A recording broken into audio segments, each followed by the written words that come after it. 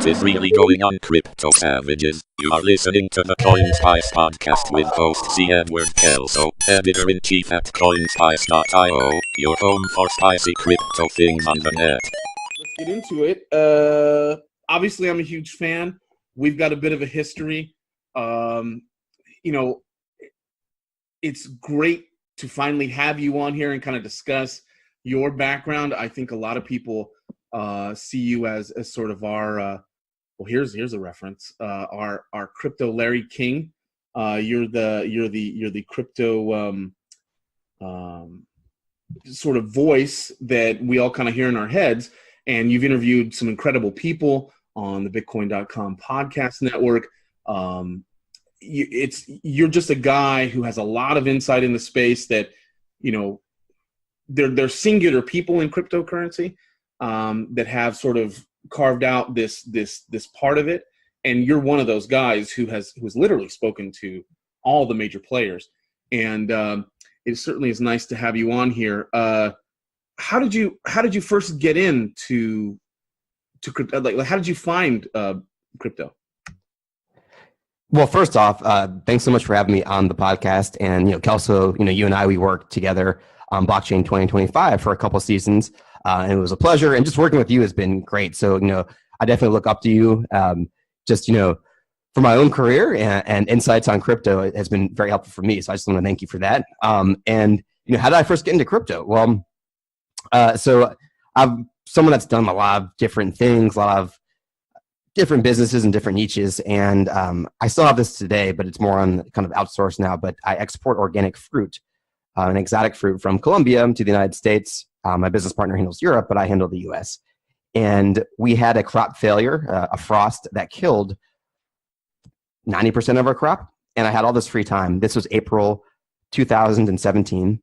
And if you're familiar with Robert Greene, one of the greatest authors of our time, I think, who wrote the 48 Laws of Power and Mastery, which is the book I am going to refer to right now, he has this thing called the creative active phase, where you get back in that beginner's mindset and you start exploring. And at that time, right, this is April 2017, I remember on my food podcast that I used to do, that I did for 5 years, I had interviewed someone who, and he was kind of entering his own beginner's mindset and got into food after selling a company to Adobe. From tech, he went into food. And I realized it was time for me to not be dependent on agriculture and look into other things. So I found cryptocurrency. I took this free course online. Stanford has this course in cryptography. I barely understood it, barely passed. I don't even know if I passed, but I finished the course. And I read, it was really hard stuff. And then I read a book on Bitcoin, and I got hooked.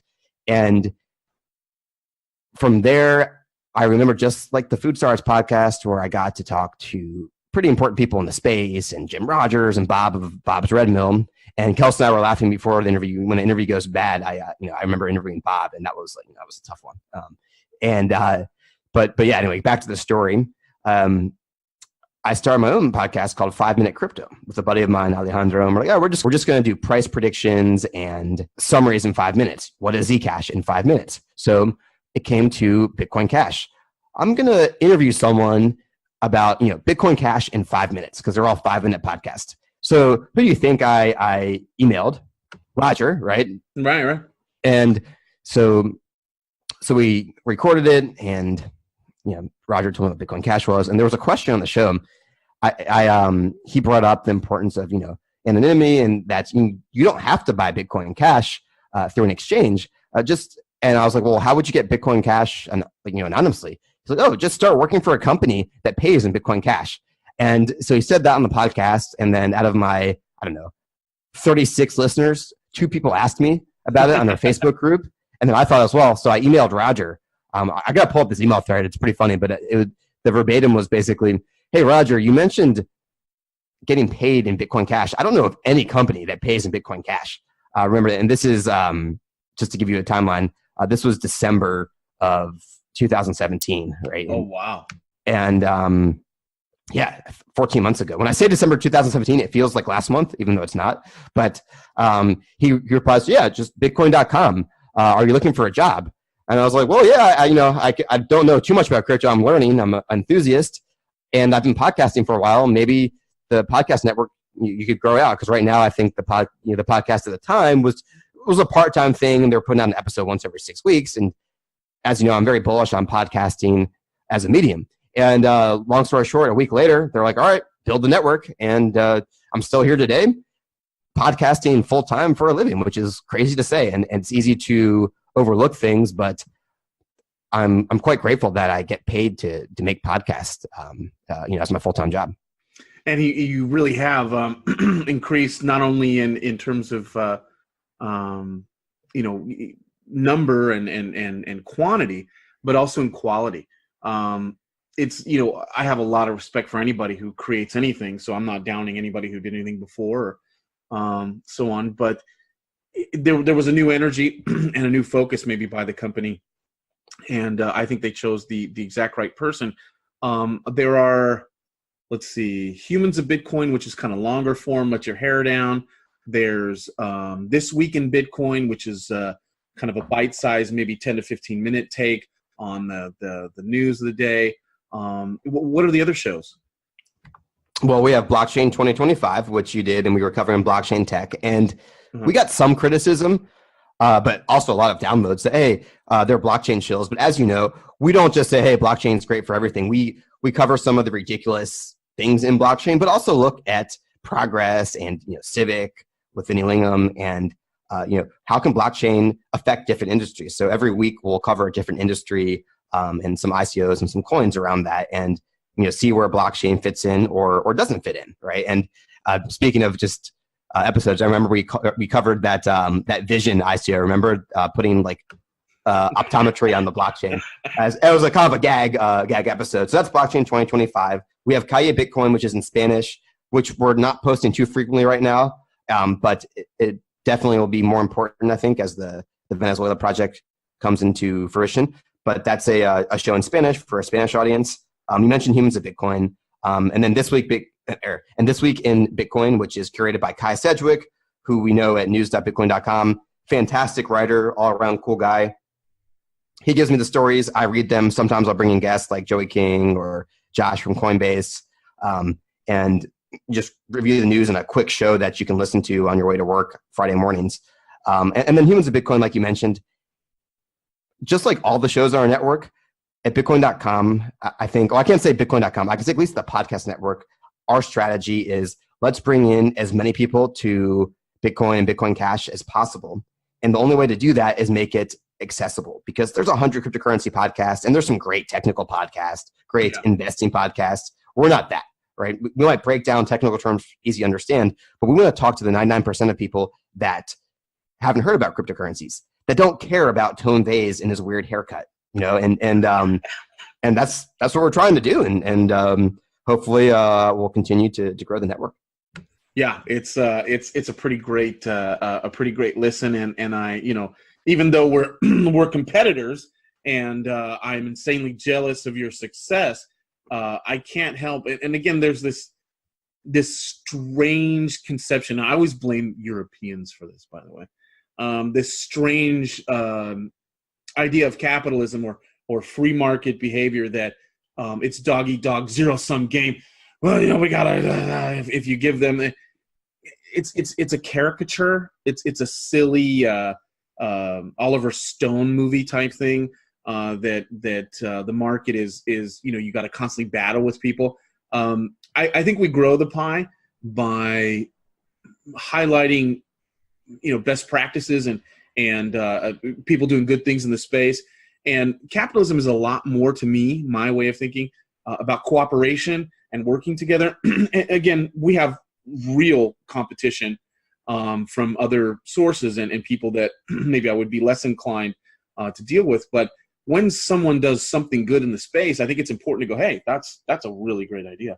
And so I find myself retweeting a lot of your guests, a lot of your podcasts, rather, just because of the caliber of the production values and the guests you have on there. Let's talk a little bit about. I want to double back for a second because I jumped right over it, as I usually tend to do. How the heck does a guy? Because you sound very American to me, whatever that means. How does a guy first off, did you grow up in the U.S.? I did. Born and raised in Tacoma Park. Well, actually, no, in Maryland, but I was born in Tacoma Park. I went to University of Maryland. I was a Maryland guy till I was 22. And then I moved away to Texas. And the question is, how did I get to South America, right? Right. That's what I'm trying to get to. It's like you sound very American. Again, I don't know what that means, but you sound very American. And then all of a sudden you're doing stuff in Colombia. I mean, obviously you're a CIA agent. Oh yeah, Kelso, I sound very American, man. But yeah. So how did I get to Colombia? I had an SEO consulting firm, like many digital nomads went through. And SEO is just getting websites to rank in Google. And I went to a conference in Seattle, and this guy there, he passed me this book called The 4-Hour Workweek by Tim Ferriss, who's gone on to crush it in pretty much every way possible in life. Maybe not his romantic life, but in terms of, he invested in Uber, best-selling author, martial arts champion, tango champion, hit TV show, almost like an annoying level, talk about podcasting. Top podcast, right? Like interviewed Jamie Foxx, his episode with Jamie Foxx, which Kelso, if you haven't listened to, was amazing. Arnold Schwarzenegger, LeBron James. This guy is incredible, right? And anyway, that was his first book. That's how he got on the map, The 4-Hour Workweek, which is not so much about working very little, which I wouldn't say I worked so much in my 20s, but the idea of the power of understanding what really matters to you and leveraging your time so you're doing that. And he talked about starting up an online business where you outsource most things and spend little time doing that and spend more time on the things that may be important to you, like learning languages or martial art or cooking or whatever the hell you want to do. And so in that book, he said, why are you traveling? Why are you still in the US if you have a remote business? And that was me. And he's like, you should start traveling. And I've been all around the world. Here are two great places to start: Buenos Aires, Argentina, and Berlin. And this was February 2008. Wow. When I first traveled 10 years ago, man. And, or over 10 years ago, gosh. And I'm 23. No, I was 24. Okay. Anyway, so I just getting older, man. No, so you read the book. I read the book. Yeah. Anyway, so I looked at the weather forecast for Berlin and Buenos Aires. It was so much warmer in Buenos Aires. It was like -8 degrees in Berlin. All right, so I just booked a ticket and went to Buenos Aires for 2 months, came back, got a taste, and then a couple other things happened. And I decided I was going to go to Colombia to do a volunteer writing project, actually for a New York nonprofit. And that brought me down for 6 months, ended up staying there for 8 years. Wow. And did you know Spanish prior to going down there? I did not. Holy crap. And so you had to learn, I think it's the best way to learn a language. But you learned straight immersion, right? Just survival. Yeah, exactly. It's the best way to learn immersion in the language. Literally don't speak English. That's hard to do because you're going to most likely make a lot of American or expat friends. It tends to happen when you're in a new culture, but try to at least limit some of the time and spend time with native Spanish speakers. But wow, yeah, incredible. I learned Spanish and started some businesses there. And I got into food nutrition in 2012. This may or may not be interesting, but have you ever heard of this book called The Game by Neil Strauss? No. Okay. It's have you heard of Pickup Artists? Of course. And do you know who Neil Strauss is? He's like he wrote for Rolling Stone. He wrote The Truth. He did Marilyn Manson's autobiography. I'm sure if you looked him up, you'd recognize Neil Strauss. Maybe not. Anyway, he's a phenomenal writer. But anyway, the reason I mentioned that book is it was kind of a ridiculous book about like just nerds picking up women in bars, and this counterculture that happened in Southern California. But one of the guys in that book, his name is Tynan, came down to Colombia, and I don't know him through that book. I know him because he has this really interesting blog on minimalism and just living life differently. And he's just a unique guy, Tynan, if you look him up. And he came and stayed with me. I was like, dude, come chill. And he kind of got me into nutrition. That was 2012, and that's how I got into healthy foods and importing food, selling them on Amazon, and eventually into agriculture and exporting organic fruit. Wow. Wow. That is crazy. And then so the circuitous route gets you to where you are now, which is seems to be an unusual space for you in your journey here, because you're, as Andreas Brecken would call you, you're a wage cuck, right? So you're actually working for a company. You're doing all that. I'm working for the man. You are working for the man, and and so not the typical corporate company, as you know, but still. Right, exactly, definitely not. And so I'm sure that there's been an adjustment in how you do things, or a growth. But I kind of want to get into sort of the nitty and the gritty of podcasting itself, because I think there's an interesting, or there can be some interesting stories there. For example, when I got into it, one of the interesting parts of doing this medium is all the different people you get to meet or reach out to and speak to. And I've had a very fortunate chance in a short amount of time to talk to some of my heroes. And what I find interesting are maybe the ones I didn't get, right? So, or have yet to get. And what's sort of interesting to me is that the most successful people that I've ever encountered have an ease about them, and I don't want to say they say yes to everything, but something close to that. So that if you, as a fan of theirs, or as someone who wants to discuss their project, and they get a chance to, even if it's 4 people listen to your podcast, they will take the time. They're not going to give you 17 hours, but they'll take the time. They'll help you promote your podcast or your project. They'll say yes to you. What's really interesting to me is that sort of it's hard to describe it, like the middle class, like the people that are not super huge and the people that are not just startups, the people kind of in between seem to have a ton of gatekeepers, right? So I go to try to get this gal on to my podcast, or this guy onto my podcast, and I've dealt with some pretty heavy hitters.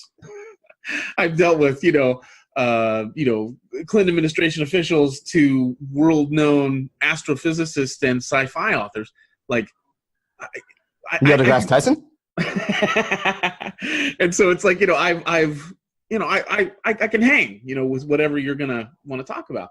And it's really interesting to talk to people who have a overinflated sense of themselves, not them directly, but all the gatekeepers they have in between you and it's interesting, like, to note. I think there is a real link between your accessibility and your success. Does this make any sense? Yes, I don't know if I fully agree with it. I get the point that some of the best people, and at least cryptocurrency, I can't speak for other industries, tend to make themselves very available because they want to further the causes. And then some other people, they're hot off an ICO or a new crypto company, and they grow their company too fast, or they have gatekeepers. Maybe they just have the wrong gatekeepers. Yeah. But it's just as a way to make themselves more important. And maybe this is subconscious. I don't know. Or maybe it's just inefficiency. I'm not sure the reason behind it. They're very hard to get in touch with. And that could actually come to backfire them, because what I've noticed, dude, with ICOs especially, is, in, let's say, early last year, some of them could be very hard to get on your podcast, right? Because everybody wanted them. And now they're kind of like, you're hitting us up like, hey, you have that Blockchain 2025 podcast. We'd love for you, we'd love for you to bring our CEO on it. It kind of goes both ways. And that's not like, I got you, but it's just understanding human nature. And you have to understand what hands you have, the cards you're playing, right? And that's quite important. And also the ego fits into that. And I see that with a lot of gatekeepers. Some gatekeepers are amazing. Over the years, the Food Stars podcast, some PR people that were just top notch. They send me, well, it was cool. They would just send me like if it was a food company, they would send me their products. It was great. I get to try them, this expensive superfoods.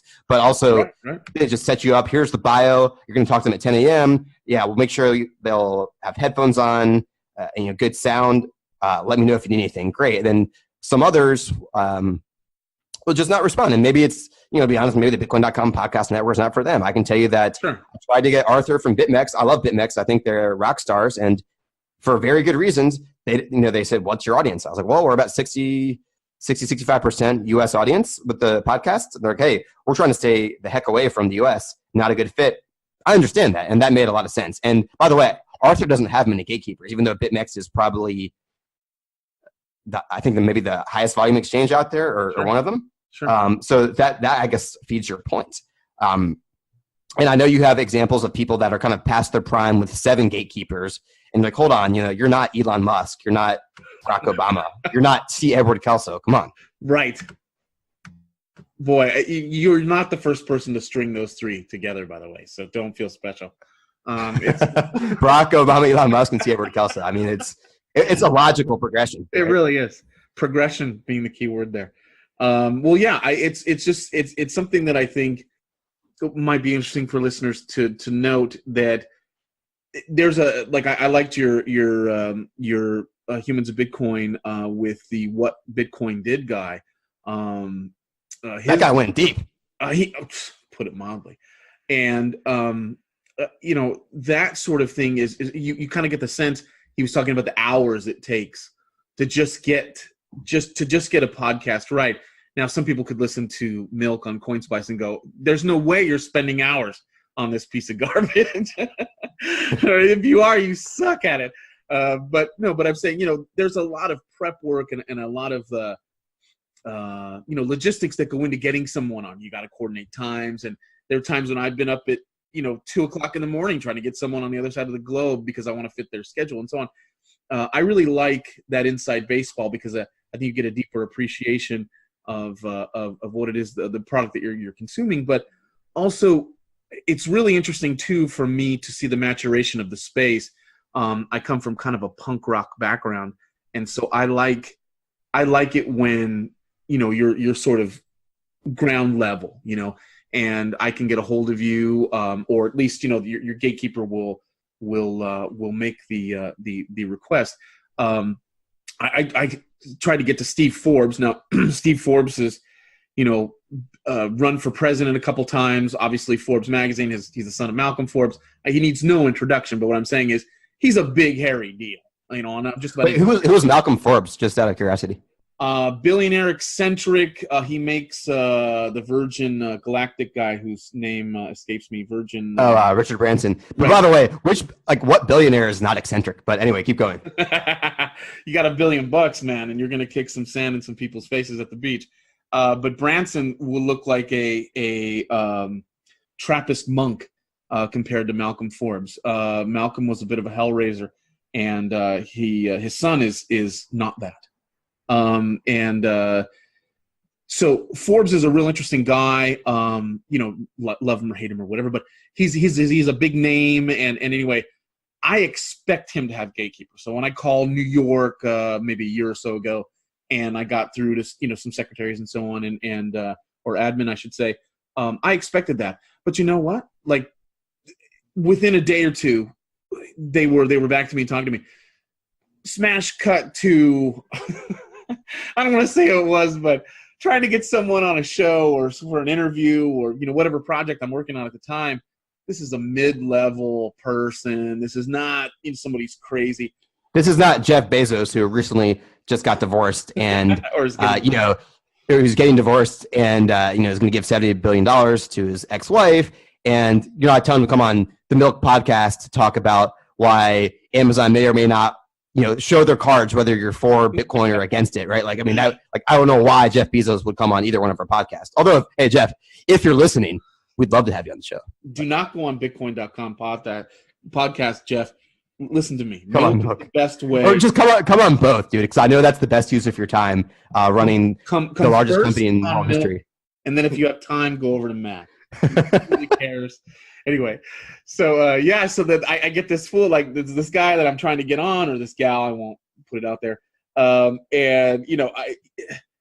emails later for 10 different people, meetings, and I'm just like, come on, man, just at least tell me no. Like that's, I really appreciate that. Like, hey, no, we're not gonna do it. But this stringing along, I have so many stories like that. And Kelso, can I add something? Well, a lot of people don't know that don't do podcasts is just as common as the no. And I'm not blaming anyone because, you try to level up. If you're doing a podcast and you're not getting rejected or blown off, that means you're not trying hard enough to get top quality guests on your show. Exactly. That's the way I see it. I mean, there could be some exceptions there, but in general, that's how it is. And the amount of people that initially say, yes, I'd love to be on. And then you come back with, okay, cool. Here's like 7 times. Tell me one of those time slots. I can work on any time zone and interview you. And then they don't respond. It's not an insignificant number. Yeah. Yeah. And again, I like getting into that.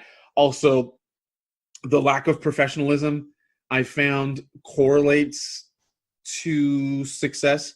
So it is amazing to me that and I think people in this space will be heartened to hear this, even if they're going, why are these guys talking about? Who cares about the people who are kicking ass in this space are on time. They do what they say they're going to do. They appear when I ask them to. When they say it's 12 o'clock on a Wednesday, they are there 5 minutes before, waiting for me to come on so we can record.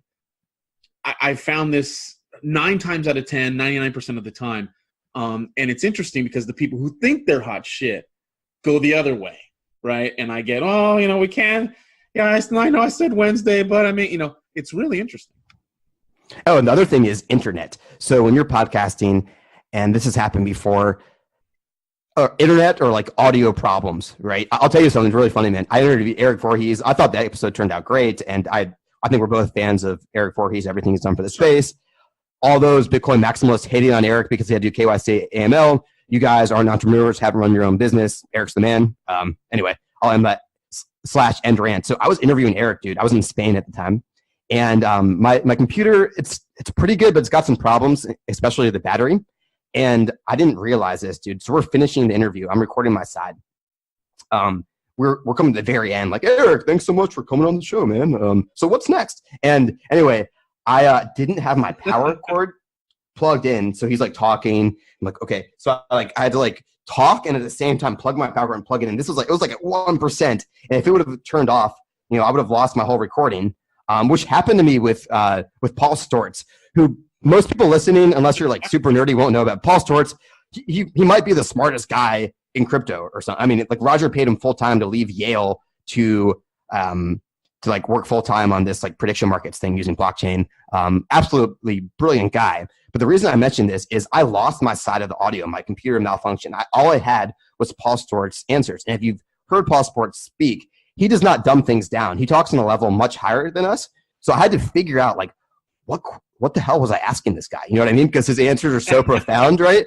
Some people are much more easier to understand, they'll have much more straightforward responses. And because he's so intelligent, like I had to like decipher like what question did I ask him? And then I even had to ask Paul. I was like, hey, Paul, just I had an audio problem. Like, there was one question. I was like, I have no idea what I asked him. And so I had to like piece the questions together. But yeah, so there can be and then the fear of bad internet or like you're starting. You don't want to get Eric Voorhees or Vinny Lingham on the line like, hey, hold on just a minute. Like my microphone's not working. You start to sweat, and you're like this guy's like, twiddling his thumbs. He's got 1,000 emails to answer. And that's also a thing comes with the territory. Yeah, no, that's excellent insight, for sure. And you find, I don't know. I think it's interesting that in a meritocracy, it does seem to kind of sort itself out a bit, and I have found that to be a truism in the sense that the people who are successful in this space tend to be a little bit more down to earth. There are lots of exceptions to this, but tend to be more down to earth, easier to get a hold of, keep their word, and they allow for those little lapses, right? So, little things that can go wrong during a podcast. So excellent. And I appreciate you sharing all that.